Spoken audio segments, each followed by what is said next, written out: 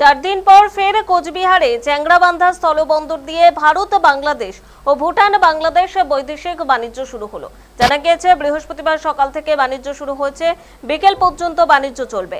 বাংলাদেশের উত্তাল পরিস্থিতির কারণে বেশ কয়েকদিন বৈদেশিক বাণিজ্য বন্ধ ছিল। বাণিজ্য বন্ধ থাকার কারণে 10 কোটিরও বেশি টাকার ব্যবসায় ক্ষতি হচ্ছে বলে ব্যবসায়ীরা জানিয়েছেন। স্বাভাবিকভাবেই এদের সীমান্ত দিয়ে বাংলাদেশে পণ্য রপ্তানির কাজ শুরু হওয়াতে খুশি ব্যবসায়ী মহল।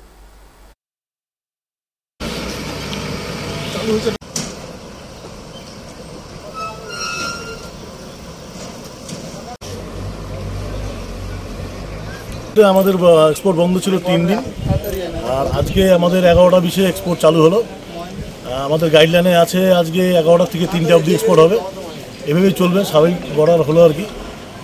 3 দিন বন্ধ থাকাতে চ্যাংড়াবান্ধা জনজীবন অবস্থা একটু খারাপ হয়ে গেছিলো এবং বাংলাদেশের সেম একই কেস। তো এখন সবাই খুশি আছে।